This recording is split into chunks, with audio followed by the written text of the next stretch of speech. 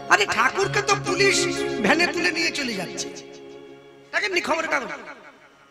তা পুলিশ যদি ঠাকুরকে ভ্যানে তুলে নিয়ে, আবার ঠাকুরের মুন্ডু কেটে নিয়েছে একজন, তা মা কালীর মুন্ডু কেটে নিয়েছে, তাতে দোষ হয়নি। আমি জিভটা খুলে নিলে কি হতো? আহা, সোনাটা বিক্রি করে অনেক পয়সা করি পাওয়া যেত, তারপরে আবার সেই পয়সা দিয়ে আরেকবার পুজো করিয়ে দিতাম, ঘুষের টাকা আবার ঘুষে দিয়ে দিতাম। ভগবানকে দেখে, দেবদেবীদের দেখে মাঝে মাঝে আমি ভাবি যে আমরা কোন সমাজে বাস করছি। যে যুগে আসামির পুলিশের গাড়িতে ওঠার কথা, সেই সমাজ ব্যবস্থায় দেবদেবীকে পুলিশ তার গাড়িতে করে তুলে নিয়ে যাচ্ছে। এটাও একটা সমাজ।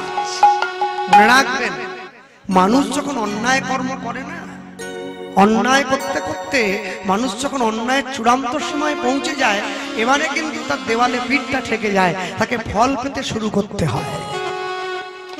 হ্যাঁ, যেই দেশে যেই সমাজে মুড়ি আর মিছরি একই দামে বিক্রি হয়, সেই সমাজের বিপদ জানবে খুব সামনে নেমে আসবে অবক্ষয়।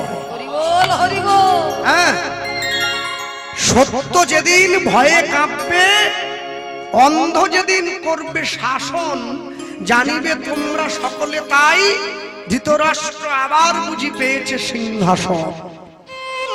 কারণ যে চোখে দেখতে পায় না, সে কোনোদিন রাজ্য শাসন করতে পারবে না। আর সে যদি রাজ্য শাসন করে, তাহলে তার জীবনে প্রভূত দুঃখ নেমে আসবে। যে ভগবানকে ভালোবাসে, ভগবানের নাম সে ভক্তি শ্রদ্ধা সহকারে গ্রহণ করবে। যে ভগবানকে ভালোবাসে না, সে ভগবানের নাম বড় অবজ্ঞা সহকারে গ্রহণ করবে। দেখবেন, মানুষের নীতি কিন্তু বড় উল্টো। মানুষ জন্মদিন পালন করে মোমবাতি নিভিয়ে, আর মৃত্যুদিন পালন করে মোমবাতি জ্বালিয়ে। যেখানে জ্বালাবার দরকার ছিল সেখানে নিভিয়ে দিল, নেভাবার দরকার সেখানে জ্বালিয়ে দিল। মানুষ যখন দুধ খায়, তখন গোয়ালাকে বলে দুধে জল নেই তো, খাঁটি তো। মানুষ যখন দুধ খায়, তখন জল বিহীন খায়। আর মানুষ যখন মদ খায়, জল মিশিয়ে খায়। বড় উল্টো। হ্যাঁ, মানুষকে যদি আপনি জানোয়ার বলেন, সে রেগে যাবে, কিন্তু মানুষকে যদি আপনি সিংহ বলেন, বড় খুশি হবে। আপনি যদি বলেন তুমি একবার জানোয়ারের মতো, হ্যাঁ আমাকে জানোয়ার বললো, একবারে পার্টি পঞ্চায়েত করে বিচার টিচার দিয়ে একবারে আপনার অবস্থা খারাপ। আপনি বলুন তুমি একবারে সিংহের মতো, আমাকে সিংহ বলেছে। মানুষ ভুলে গেল যে সিংহ বলা মানে আমাকে আরো বড় জানোয়ার বলবো। শুধু জানোয়ার বললে তবু শেয়াল টেয়াল পর্যন্ত হতো, সিংহ মানে একবারে তো উপরে তুলে দিয়েছে, তাও বুঝতে পারছে না। ঠিক তেমনি ভাবে আমাদের জীবন, আমরা শূন্য থেকে শুরু করেছিলাম। দেখবেন, যখন ছোট্ট বাচ্চা জন্ম নেয়, তার আচরণ যেমন হয়, মানুষ যখন বুড়ো হয়ে যায় না, আচরণটা সেরকমই হয়ে যায়।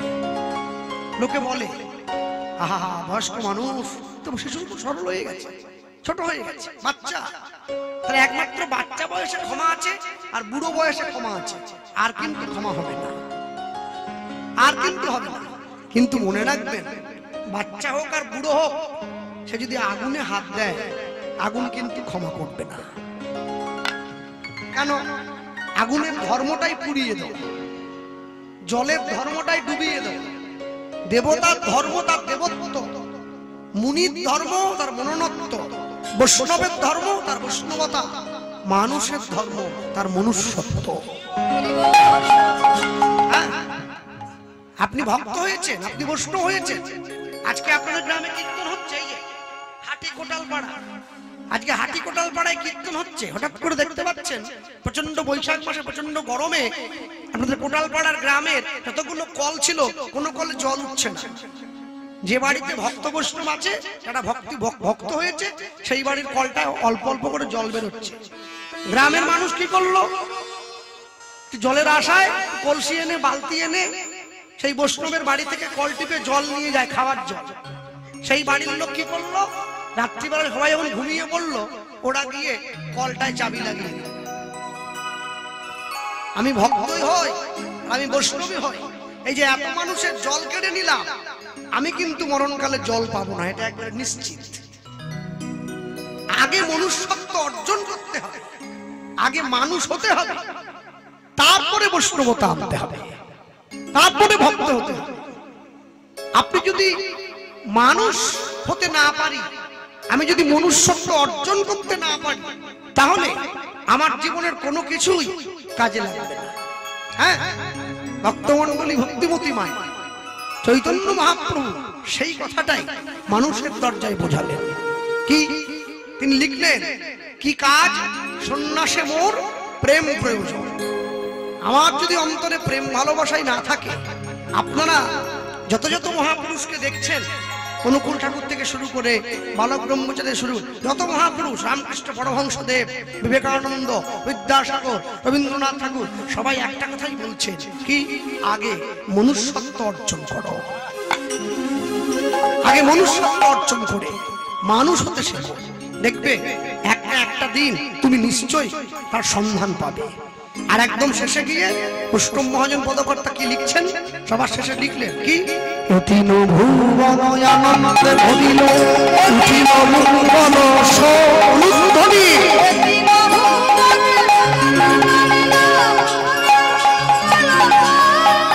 ওই নয় অতীন ভুবন আনন্দে ভরিল উঠিল মঙ্গল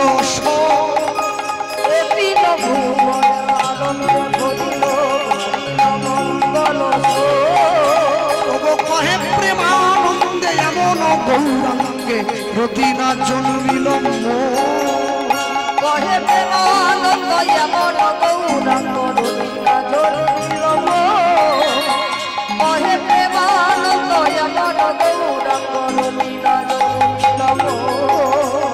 কহে প্রেমানন্দে এমন গৌরাঙ্গে রতি না জন্মিল, কহে প্রেমানন্দে এমন গৌরাঙ্গে রতি না জন্মিল। বলি আমার ভাগ্যে হলো না, আমার ভাগ্যে হলো না, বলি আমার ভাগ্যে হলো না, আমার ভাগ্যে হলো না, বলি সবাই তোমার নাম নিল, আমার ভাগ্যে হলো না, বলি সবাই তোমার নাম নিল, ওগো আমি পতিত পড়ে রইলাম, হরিও বলি আমি পতিত পড়ে রইলাম, আমার ভাগ্যে হলো না, আমার ভাগ্যে হলো না, বলি কহে প্রেমানন্দ এমন গৌরাঙ্গ, ওগো কহে প্রেমানন্দ এমন গৌরাঙ্গ। এতিন ভুবন আনন্দে ভরিল উঠিল মঙ্গল স্বর, কহে প্রেমানন্দে এমন গৌরাঙ্গে রতি না জন্মিল, রতি না জন্মিল। ছোট্ট করে আমরা গরুড় চন্দ্রিকা শুনলাম, লীলা মাধুর্যের মধ্যে প্রবেশ করি। জায়গা অনেকটা সংকট, ভক্ত সংখ্যা অনেক বেশি, আমি সকলকে বলবো একটু মানিয়ে গুছিয়ে বসবেন সকলে। ভক্তমণ্ডলী ভক্তিমতী মায়, বাংলায় একটা কথা আছে, প্রত্যেকে জানবেন, মানুষে বলে, বাংলায় সকলে বলে, মুচি হয়ে সূচি হয় যদি কৃষ্ণ ভজে, সূচি হয়ে মুচি হয় যদি কৃষ্ণ ত্যাজে। মানে মোট কথা হলো, কেউ যদি মুচি বাড়ির ছেলে হয়, সে যদি কৃষ্ণ ভজন করে, তাহলে একদম ব্রাহ্মণ হয়ে পড়বে না, মুচি কোনোদিন ব্রাহ্মণ হবে না। আর কেউ যদি ব্রাহ্মণের ছেলে হয়, ও যদি কৃষ্ণ ভজন নাও করে, ও কোনোদিন মুচি হবে না। যে বামুন সে বামুনই থাকবে, যে মুচি সে মুচিই থাকবে। তফাৎ কি হবে? মুচি হয়ে সূচি হয় যদি কৃষ্ণ ভজে। কেউ যদি নিচ কুলে জন্মে কৃষ্ণ ভজন করে, এতে তার পদোন্নতি হবে, সে কৃষ্ণ ভজনের অধিকারটা পাবে। আর কেউ যদি উচ্চ কুলে জন্মে কৃষ্ণ ভজন না করে, এতে তার পদোন্নতি নয়, তার পদস্খলন হবে। হ্যাঁ, ব্যাপারটা কিরকম? ব্যাপারটা এইরকম, মায়েরা রান্না করতে জানে অবশ্যই, আচ্ছা রান্না করতে জানি বলে দিয়ে বাড়িতে যদি খাটে গিয়ে পাখা চালিয়ে ঘুমিয়ে থাকেন, রান্না হবে কি? হবে না। সবজি কাটাকুটো করতে হবে, চাল ডাল ধুতে হবে, পরিষ্কার করতে হবে, গ্যাসে গিয়ে বসাতে হবে, রান্না করতে হবে, তবে তো হবে। আপনি জানি বলে রান্না করবে কে? ঠিক তেমনি যারা ভগবানের নাম করেন, ভগবানকে ভালোবাসেন, সবসময়ের জন্য মনে রাখবেন কোনোদিন কোনো অবস্থাতে নাম যেন ছাড়া না হয়। জীবনে যাই করুন সব সময় মনে নাম করতে থাকবেন। খেতে বসে করবেন, ঘুমোতে গিয়ে করবেন, বাথরুমে স্নান করতে গিয়ে করবেন, বাজার করতে গিয়ে করবেন, অফিসে ডিউটি করতে গিয়ে করবেন, মাঠে কোদাল চলতে চলতে নাম করবেন। নাম যেন বন্ধ না হয়। বিয়ে বাড়িতে গিয়ে করুন, শ্রাদ্ধ বাড়িতে গিয়ে করুন, অন্নপ্রাশন বাড়িতে গিয়ে করুন, নাম করুন। কেন জানেন? নাম এমন ভাবে করবেন আপনি নাম ছেড়ে দিলেও নাম যেন আপনাকে ছেড়ে না যায়। হরি বল, হরি বল। কেন? যেদিন আমি মরে যাব, হ্যাঁ, কিছুই তো দেবে না। দেবে দেবে দেবে, না বলবো না। আমার বাড়ির লোক এত খারাপ না, হ্যাঁ, যদিও ছেলে মেয়ে হয় নাই, তবে ওরা তো খারাপ হবে না আমি জানি। দেবে। কোনটা দেবে? এই যে জামা কাপড়গুলো, এগুলো পরে তো গান গাইতাম, বলতো বাবা তো মরে গেল, এগুলো দিয়ে দে। মরার ছোঁয়া আছে, এগুলো দে। যে খাটটায় শুয়ে মরেছে, ওই বিছানা পত্রগুলো, লেপটেপ গুলো, ওগুলো দিয়ে দেবে। পালঙ্কটা দেবে না। ওটা শাল কাঠের ঠাকুর মশাইকে ডাকবে, একটু গঙ্গা জল শুদ্ধ হয়ে যায়, ওটা থাক, ওটা দরকার, ওতে দোষ হয় না।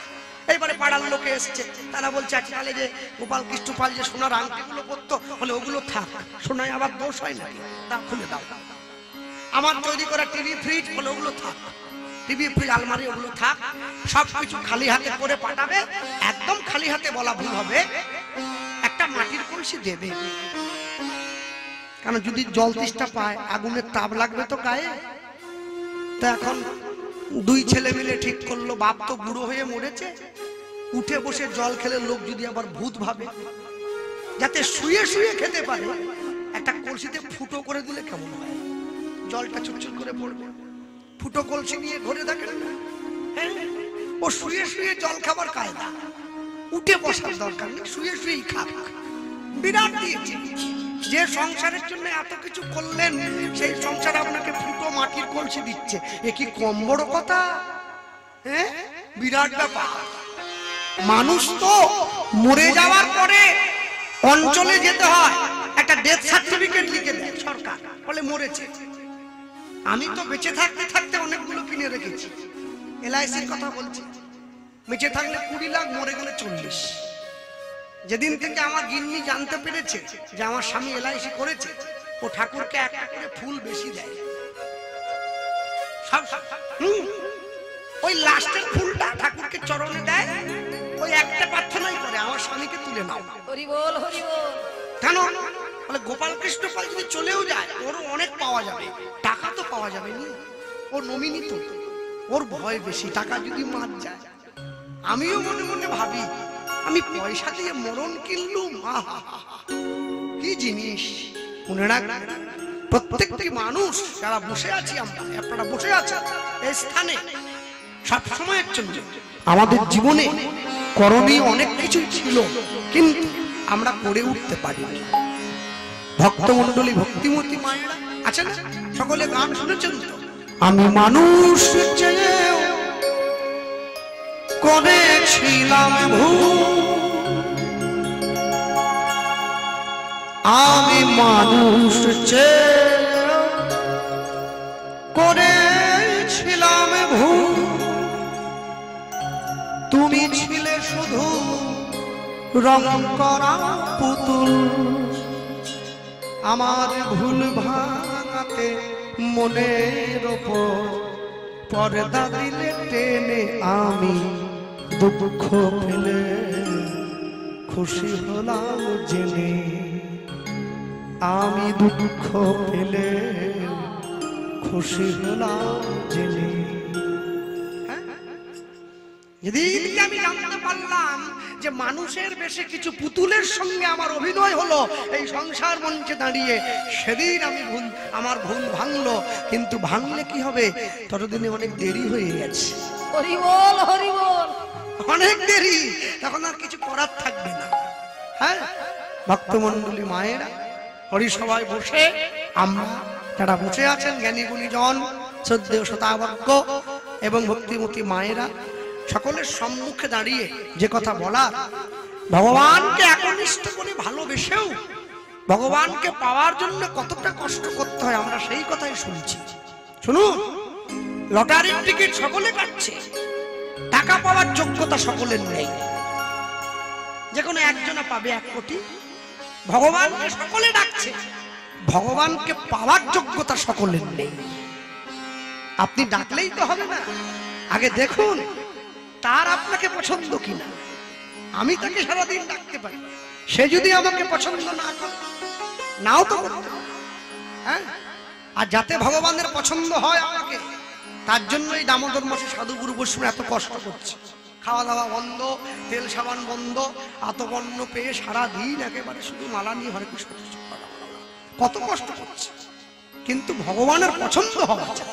হরিসভায় বসে আমরা শুনছি আস্বাদিত গীতব্য লীলা মাধুর্য, পরম কৃষ্ণ অনুরাগী ছিল প্রেমানন্দের জীবনী কথা।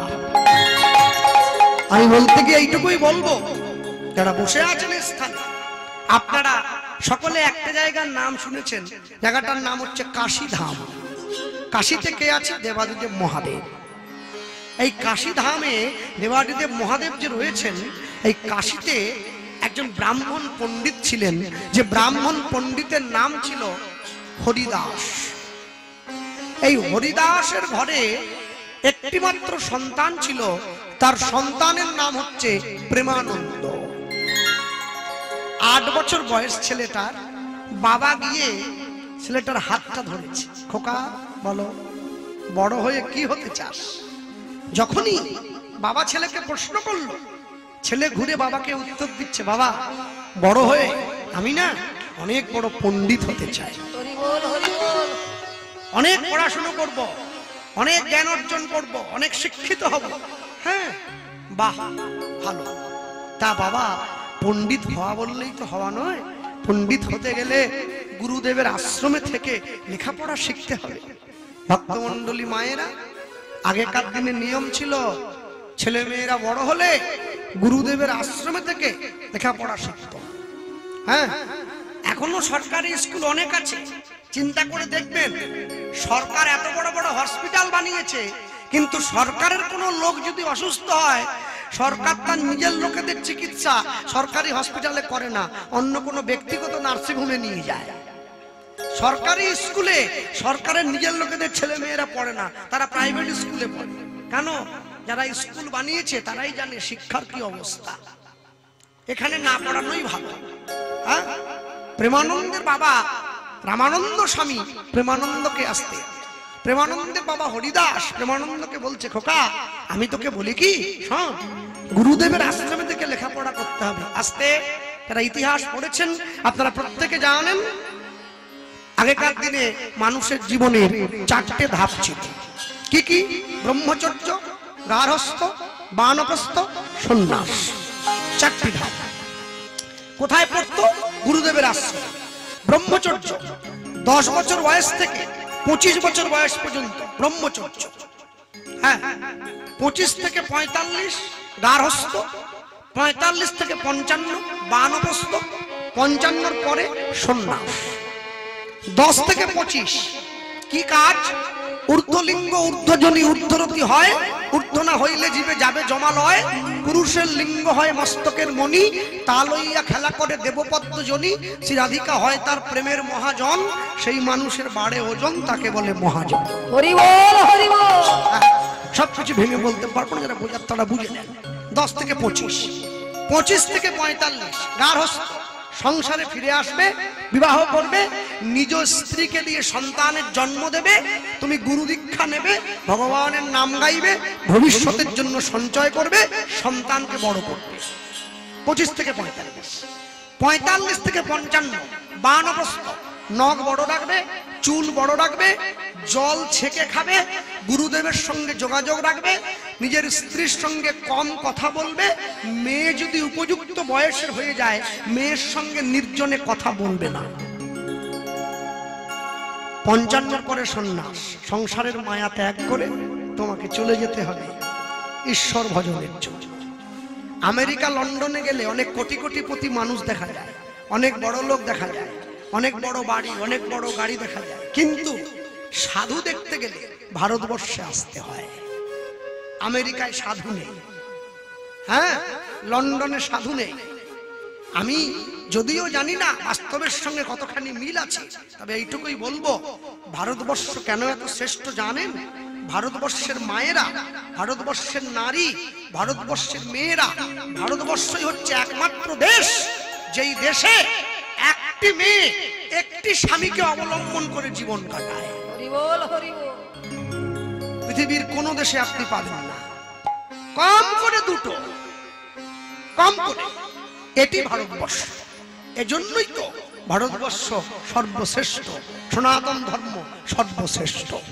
ভক্তমণ্ডলী ভক্তিমতী মায়ের প্রেমানন্দ বাবার হাত ধরে গুরুদেবের আশ্রমে যাচ্ছে লেখাপড়া করবার জন্য। প্রেমানন্দের গুরুদেবকে, প্রেমানন্দের গুরুদেব ওই কাশীতেই রামানন্দ স্বামী নামে একজন ব্রাহ্মণ, তার কেউ নেই, ছোট একটি আশ্রম আছে, সেইখানে তিনি বিদ্যা দান করেন ছেলে মেয়েদের।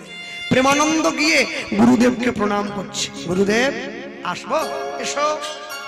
প্রেমানন্দ গিয়ে গুরুদেবের সম্মুখে বসে গুরুদেবকে চরণটা জড়িয়ে ধরেছে। বাহ, ভালো ছেলে, শিক্ষা আছে বলতে হবে। এইটুকু বয়স থেকে এত, বাবা এই কি বলছিস রে? বলিনি, এইবারে বলবো। করতালি দিয়া বলে, করতালি দিয়া বলে জয় গুরু জয়। তুমি মাতা, তুমি পিতা, তুমি সর্বময়। গুরুত্বনি হরিব পিতা তুমি সর্বময়।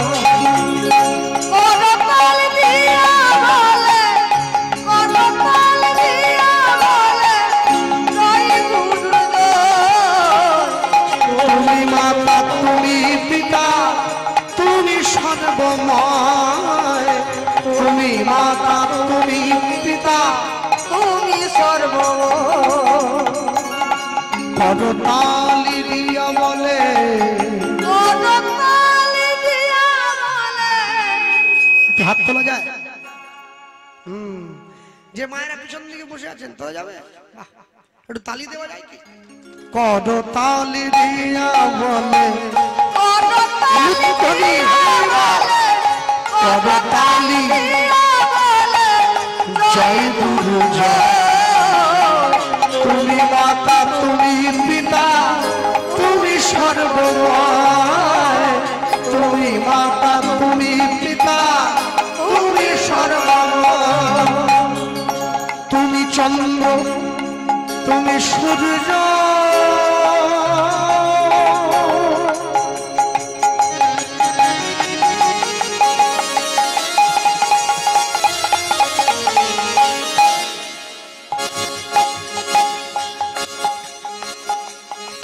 জগৎময়।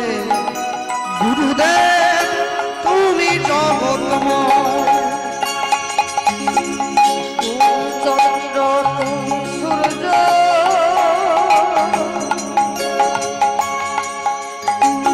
তুমি জগন্ময়।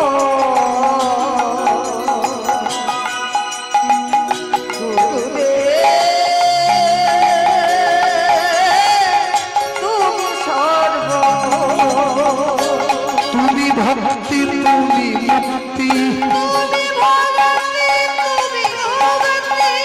ওই না তুমি ভক্তি, তুমি মুক্তি।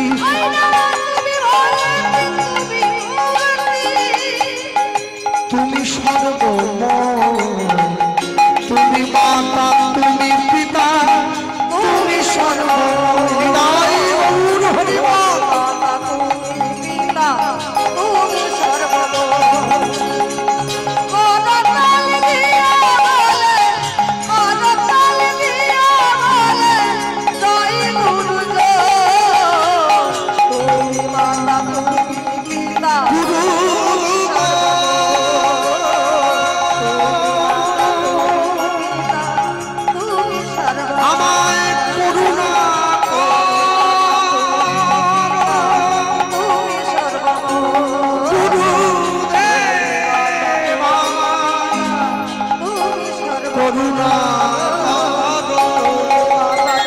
তুমি মাতা, তুমি পিতা, তুমি সর্বময়।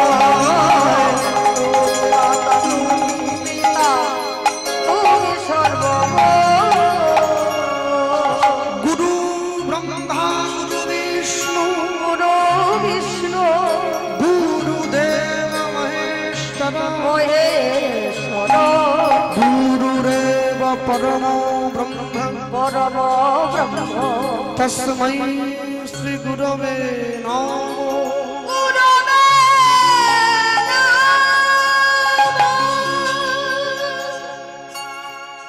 ভক্তমণ্ডলী মায়েরা, জগতের যত দেব দেবী আছে সবাইকে প্রণাম করবেন ডান দিক থেকে, ভগবানকে প্রণাম করবেন বাম দিক থেকে, সাধু গুরু বৈষ্ণবকে প্রণাম করবেন সামনে থেকে। প্রেমানন্দ যেই গুরুদেবকে প্রণাম করেছে অমনি গুরুদেব প্রেমানন্দকে তুলে বুকের মাঝে জড়িয়ে ধরেছে। বাবা সত্যি করে বলতো, এইটুকু ছোট্ট ছেলে তুই এত ভালো ভালো কথাগুলো কোথা থেকে শিখলি? প্রেমানন্দ বলছে গুরুদেব কেউ আমাকে শিখিয়ে দেয়নি। এই মিথ্যে নয়, মিথ্যে নয়, সত্যি বলো, সত্যি বলো, সত্যি বলো। হ্যাঁ গুরুদেব কেউ আমাকে শেখায়নি। কেউ যদি তোমাকে না শেখায় তুমি আমাকে বলো এত ভালো ভালো কথাগুলো তুমি বললে কি করে আমার সামনে বসে? কেন আপনি কি জানেন না, যাহাকে দেখিলে মুখে আসে কৃষ্ণ নাম জানিবে সেই বৈষ্ণব তাকে করিবে প্রণাম। তাই গৌর হরি বল হরি বল। তা আপনাকে দেখে আমার এত ভালো লেগেছে যে এত ভালো ভালো কথাগুলো আমার মন থেকে এমনি বেরিয়ে এলো। যেই এই কথা বলেছে বলার সঙ্গে সঙ্গে রামানন্দ স্বামী বলছে তাহলে বাবা আমার আশ্রমে তুমি থাকবে? হ্যাঁ থাকবো।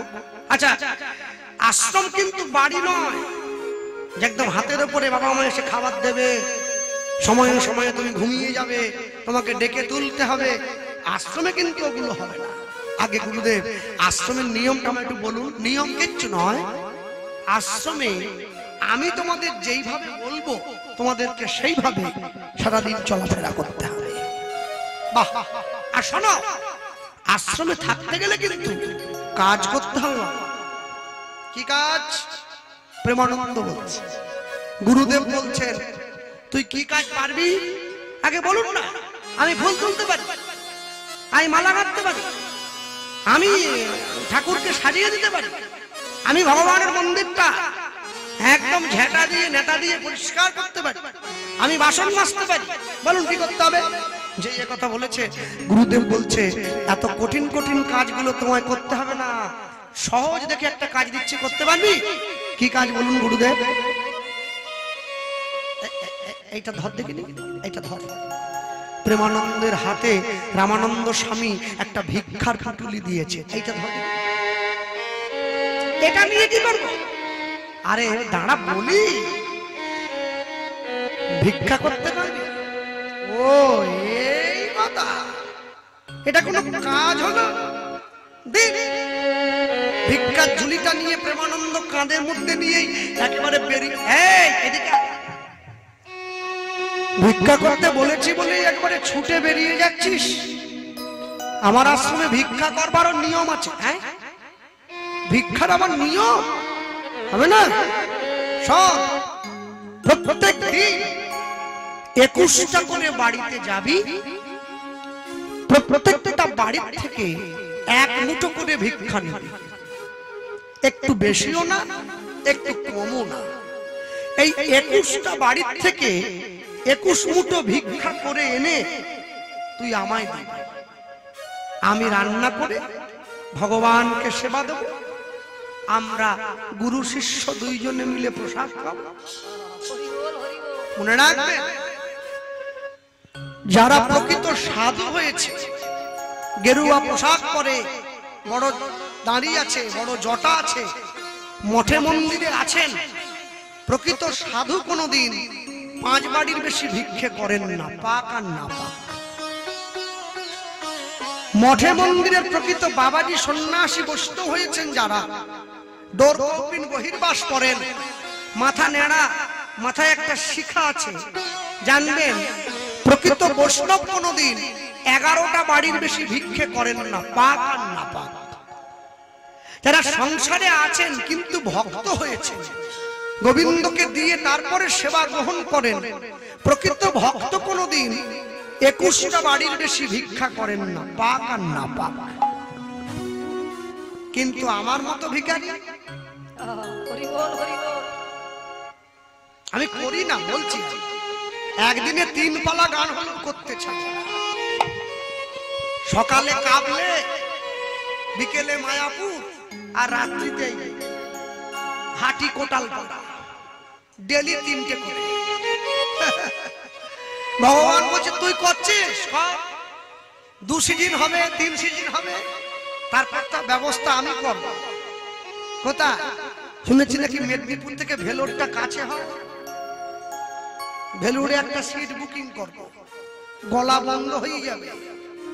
যা টাকা রোজগার করছিলি বস্তায় ভরে ডাক্তারকে দিয়ে দিতে হবে। লোভে পাপ, পাপে মৃত্যু। যে লোকটার 500 সুগার আছে না, ওই লোকটা মিষ্টির দোকান দেখলে শুধু টানা হয়ে চলে যাবে। কি আবার আপনি যাচ্ছেন কেন? এই যে 300 সুগার।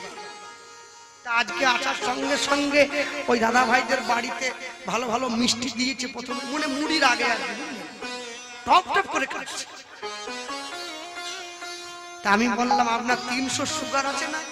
বলে না না সুগার থাক, এত ভালো মিষ্টি কি সবসময় পাওয়া যায়? হুগলির মিষ্টি। তা খাচ্ছেন কেন? বলে মিষ্টি আমাকে টানছে। হরি বল হরি বল। আরে মিষ্টি আপনাকে টানেনি, আপনার মরণ আপনাকে টানছে। আপনি খেলেই মরবেন, না খেয়ে কেউ মরে না, লোক খেয়েই মরে। মনে রাখবেন ভক্তমন্ডলী, ভক্তিমতী মায়েরা ভিক্ষার ঝুলিটা নিয়ে প্রেমানন্দ ভিক্ষা করতে যাচ্ছে। মানুষকে জীবনে 2 বার ভিক্ষা করতে হয়। কখন বলুন তো? একবার নিজের মেয়ের বিয়ের সময়, আর আরেকবার বাবা মা মারা গেলে বাবা মায়ের শ্রাদ্ধের সময়। এইখানে একজন সম্মানীয় ব্যক্তি তিনি 2টি কথা আমার কাছে জানতে চেয়েছে, আমি প্রশ্ন বলে বলবো না। তিনি লিখেছেন বাবা মা স্বর্গীয় হলে কেন গলায় কাছা দেওয়া হয়, মানে ধুতিটা যে পরা হয় ওর খুঁটটা কেন কাছায় গলায় দিয়ে দেওয়া হয়? এটা প্রথম প্রশ্ন করেছেন। আর দ্বিতীয় প্রশ্ন করেছেন পিতামাতা মারা গেলে কেন হব্বিষণ্ণ খেতে হয়।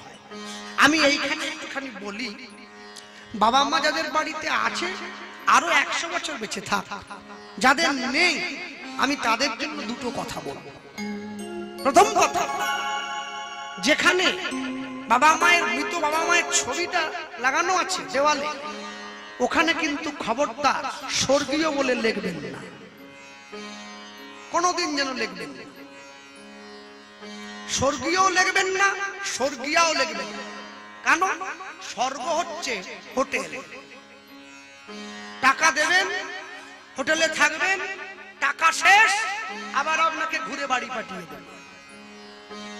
মর্তধামে এসে, পৃথিবীতে এসে ভালো কর্মগুলো করলেন, যা যা কর্মফলের বোঝা হলো, ভালো কর্মগুলো নিয়ে স্বর্গে গেলেন, কর্ম শেষ, আবার আপনাকে পৃথিবীতে গরু ছাগল কুকুর বেড়াল হয়ে জন্ম নিতে হচ্ছে। তাই আমি স্বর্গীয় বলবো না, আমি বলবো গোবিন্দের চরণ প্রাপ্ত হয়েছেন যেখানে। কারণ যেখানে গেলে আর ফিরে আসার কোনো ভয় থাকে না। এইবারে আসুন, পিতামাতা মারা গেলে কেন গলায় কাছা নেওয়া হয়? এখানে একটু বলি, বাবা মা মারা গেলে কাছা যে নিচ্ছেন, এই কাছা নেওয়ার আগে 2টো কাপড়ের টুকরো পরতে হয়, একটা পরনে থাকে, একটা গায়ে থাকে। দেখবেন পিতামাতা মারা গেলে সেই কাপড়ের টুকরোগুলোই পরা হয় যাতে কোনো সেলাই থাকে না। মঠে মন্দিরে বড় বড় জায়গায় পুজো দিতে গেলে দেখবেন বিনা সেলাইয়ের কাপড় পরতে হয়। কদিন আগে ভারতবর্ষের প্রধানমন্ত্রী যে গিয়েছিলেন অমরনাথে পুজো দিতে, তিনিও 2টো কাপড়ের টুকরো পরেছেন। এটা মন্দিরের নিয়ম, সনাতন ধর্মের নিয়ম।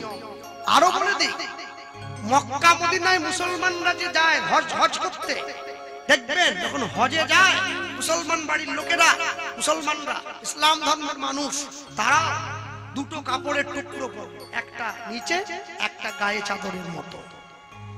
এবারে বুঝে নেন বাকিরা সকলে আমি কি বলতে চাইছি। কেন এই নিয়ম? কেন বলছেন? এটা সনাতন ধর্মের প্রাচীন রীতি। সনাতন ধর্মের যত দেবদেবীদের আপনারা দেখবেন বেশিরভাগ দেবদেবী তারা ধুতি পরে আছেন। রঙিন হতে পারে, ধুতি পরেছে। ধুতিতে কিন্তু সেলাই থাকে না, থাকে কি? এই যে কাপড়টা আমি পরেছি, সেলাই আছে। দেবদেবীদেরকে শ্রদ্ধা জানাবার জন্য সনাতন ধর্মের প্রধান আধার ভগবান শ্রীকৃষ্ণ, তিনিও ধুতি পরে আছেন। তাকে সম্মান জানাবার জন্য মানুষ এই বিনা সেলাই করা বস্ত্র পরিধান করে। কেন? আমরা সনাতন ধর্মের মানুষ, আমাদের পরম্পরা আছে।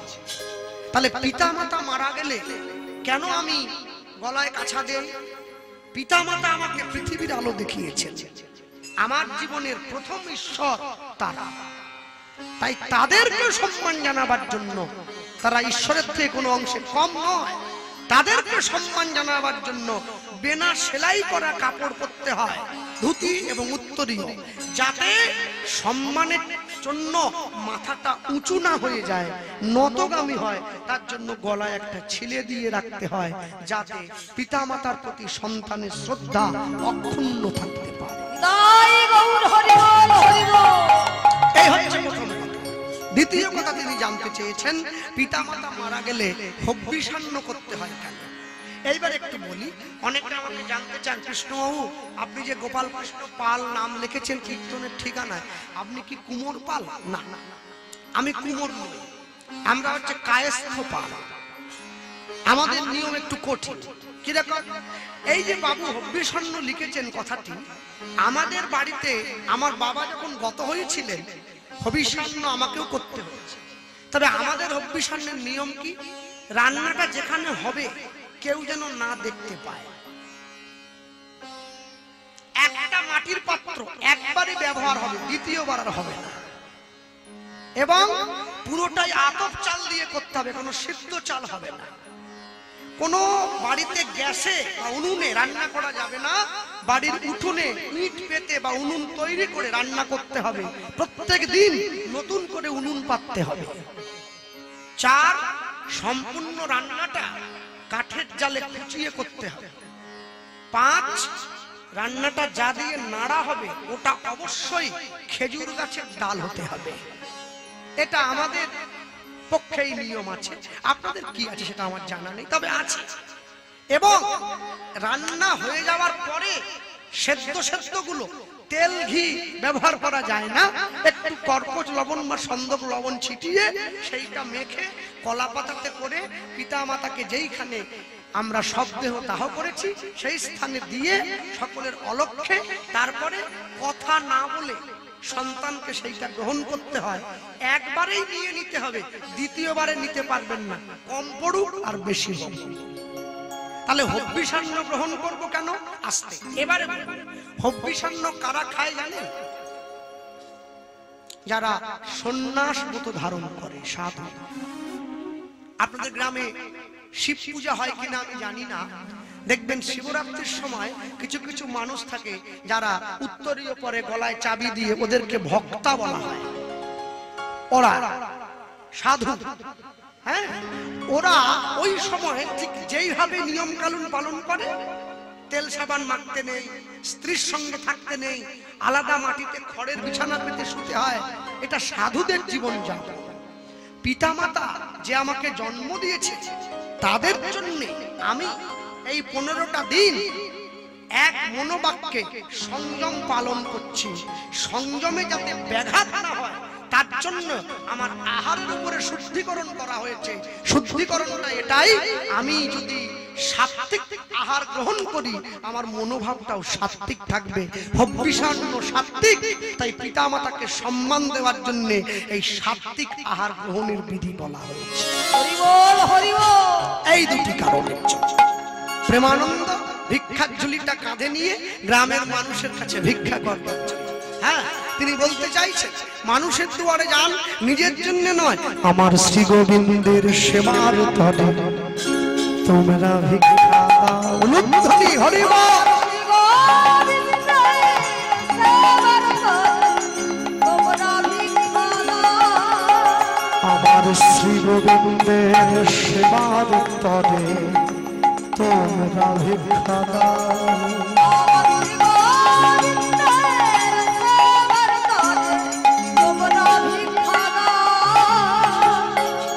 প্রেম তণ্ডুল দিয়ে তোমরা আমায়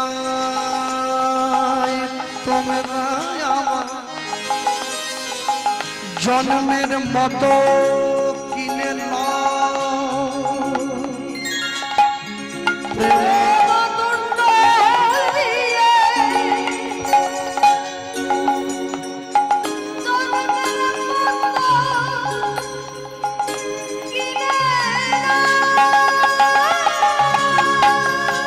প্রেম তণ্ডুল দিয়ে তোমরা আমায় জন্মের মতো কিনে শ্রী গোবিন্দের সেবার তরে তোমরা ভিক্ষা দাও। নিতাই গৌর হরি হরি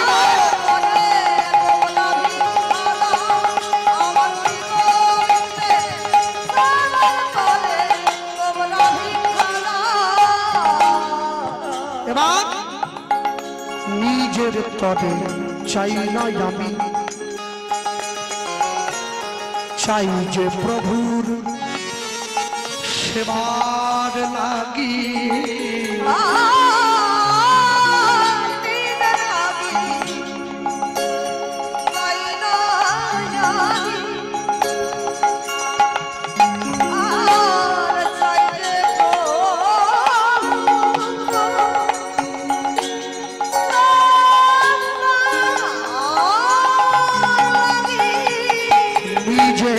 তরে চাই না আমি,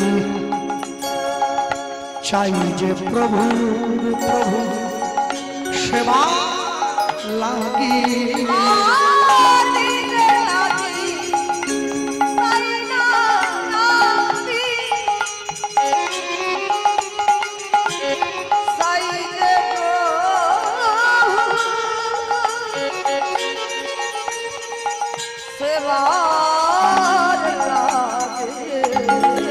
বড়ই কাঙাল তাই বারে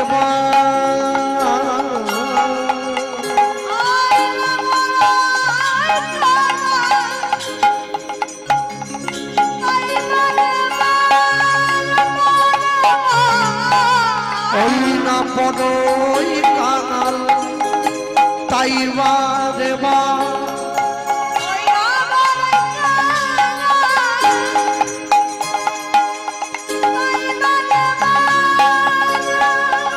তোমাদের তারে আসি। নিতাই গৌর হরি হরি আমার শ্রী গোবিন্দ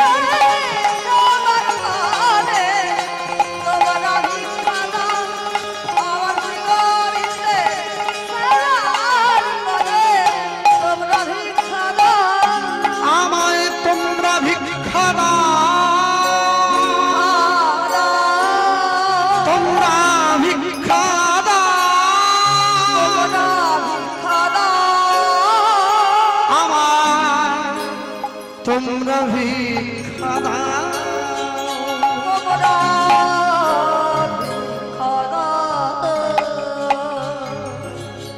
মুষ্টি ভিক্ষা করিয়া যায় প্রেমানন্দ, তা দেখিয়া গুরুদেবের প্রাণে বড়ই আনন্দ।